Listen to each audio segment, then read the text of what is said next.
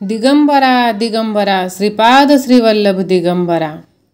देव आज म्हणतो, जर तुमचा देवावर विश्वास नसेल तर तुम्ही हा शक्तिशाली संदेश दुर्लक्ष करू शकता, कारण हा व्हिडिओ देवावर खरा विश्वास ठेवणाऱ्यांसाठी आहे।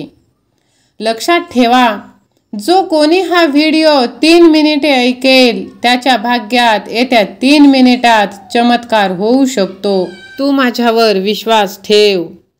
आपल्याला खऱ्या अर्थाने आयुष्य जगायला शिकवणारा जर कोणता काळ असेल तर तो आहे आपला वाईट काळ किंवा आपल्यावर ओढावलेली वाईट परिस्थिती।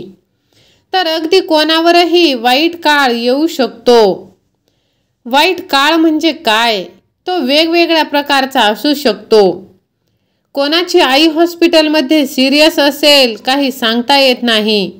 परिस्थिती खूप वाईट आहे, कोणाकोणाला पैशाचा प्रॉब्लेम आहे। अशी बरीचशी उदाहरणे असू शकतात आणि प्रत्येक व्यक्ती ही अशा वाईट परिस्थितीमधून गेलेली असते किंवा जात असते। कोणी या परिस्थितीमध्ये अडकून राहतात तर कोणी बाहेर पडण्याचा प्रयत्न करत असतात आणि प्रत्येकालाच ही परिस्थिती बदलावी असं वाटतं आणि परिस्थिती बदलते सुद्धा, पण ते केवळ आपल्याच हातात असतं। कारण आपण जर काहीच केलं नाही तर आलेली परिस्थिती कशी काय बदलणार? ती बदलणार तर नाहीच, उलट आहे त्यापेक्षा सुद्धा वाईट होऊ शकते। त्यामुळे जेव्हा तुमच्यावर असा वाईट काळ ओढावेल त्यावेळेस त्यातून बाहेर येण्यासाठी प्रयत्न हा नक्कीच केला पाहिजे। आता तो प्रयत्न नेमकं काय करायचा हेच काही जणांना कळत नाही। त्या परिस्थितीमध्ये आपल्याला काहीच सुचत नाही। आता कसं होणार? सगळं नीट होईल का? असं का झालं? कसं झालं? हेच नको ते विचार डोक्यात येतात। पण त्या झालेल्या गोष्टीचा गुंता सोडवायचा कसा हा आपण कधी विसरून जातो। तर अशा वेळी प्रॅक्टिकली विचार करून बघा। तुमचा वाईट काळ बदलायला फार वेळ नाही लागणार। सगळ्यात आधी जे काही घडलं आहे त्याचा संपूर्ण बाजूने एकदा विचार करा।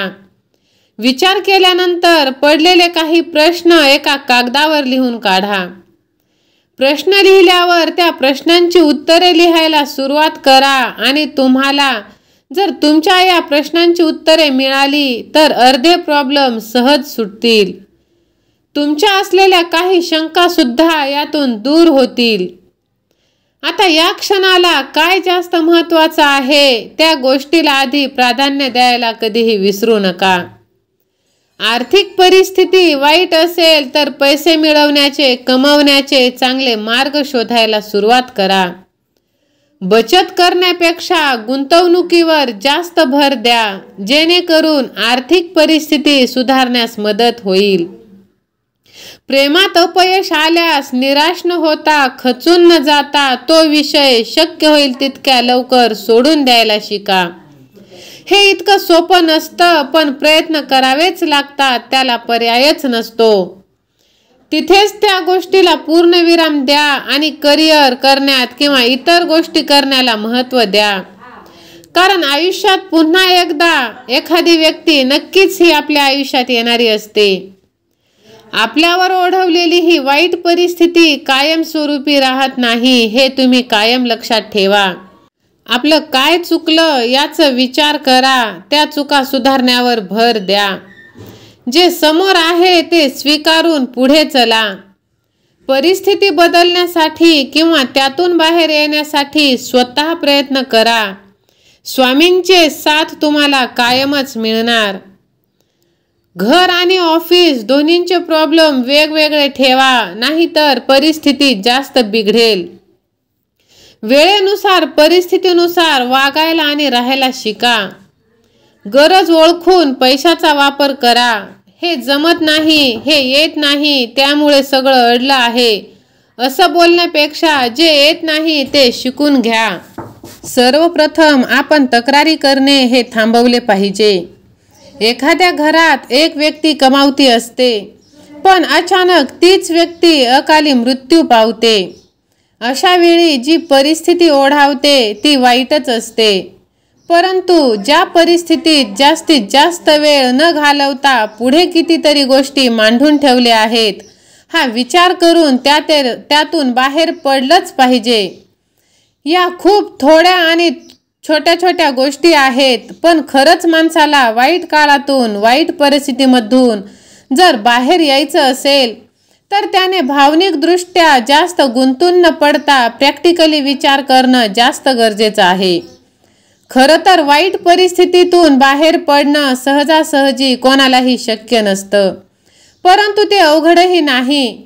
पण जर माणसाला परिस्थिती बदलायची असेल तर तो कुठल्याही परिस्थितीत प्रयत्नांची पराकाष्ठा करून ती बदलतोच. त्यामुळे प्रयत्न करा. नुसताच विचार करण्यापेक्षा सोबत कृती देखील केली पाहिजे. आपण प्रयत्नाच्या दिशेने 1 पाऊल जरी टाकले तर स्वामी आपल्या दिशेने 10 पावले टाकतात. आणि संपूर्ण ब्रह्मांडाची शक्ती जर आपल्या पाठीशी असेल तर मग आपल्याला घाबरण्याची काहीही गरज नाही. स्वामी माऊली म्हणतात, बाळा, जे आहे ते तुझंच आहे, आनंदी राहायला तू शिक. देही असोनिया देव, वृत्ता फिरतो निर्देव. तो तुझ्याच जवळ आहे, पण तू त्याच्या विसरात आहेस. ते तू हरवून बसलेला आहेस आणि जे तू हरवलंयस ते तू शोधतोस. आणि हा तुझा शोध जन्मोजन्मी चालू आहे. आता हा शोध थांबेल कधी? प्रथम तुम्हाला त्याचा बोध झाला पाहिजे. शोधायचं कुठे हेच जर कळलं नाही तर शोधणार कुठे, शोधणार कसं? परमार्थ आणि प्रपंच हे दोन्ही वेड्यांचे बाजार आहे, कारण ही दोन्ही मंडळी शोधात असतात. पण आपल्याला काय शोधायचं हेच त्यांना ठाऊक नसतं. प्रपंचामध्ये माणूस हा आपल्या सांसारिक सुखांचा शोध घेत असतो. सुख मिळविण्यासाठी पैसा पाहिजे. पैसा कशासाठी पाहिजे? आनंदी राहण्यासाठी पैसा लागत नाही. आनंद हे आपलं स्वरूप आहे. याचा अर्थ आपल्याच ठिकाणी असणारा आनंद आपण आज सर्व ठिकाणी शोधत आहोत. आपल्याला ह्या आनंद स्वरूपाचा विसर पडलेला आहे. स्वामी भक्तांनो, तुम्ही आनंद इकडे तिकडे न शोधता आपल्या स्वतःमध्ये शोधा, कारण आपणच आपल्या जीवनाचे शिल्पकार आहोत. स्वामी भक्तांनो, आनंदी राहा, स्वामींचे नामस्मरण करत राहा, कारण जो सच्चा भक्त स्वामी भक्तीत येतो त्याला त्याच्या आयुष्यात आनंदच आनंद प्राप्त होत असतो. आजचा हा स्वामी संदेश तुम्हाला आवडला असेल तर श्री स्वामी समर्थ असे तुम्ही 3 वेळा टाईप करून ह्या भक्तिमय चॅनलला सबस्क्राईब करा. श्री स्वामी समर्थ.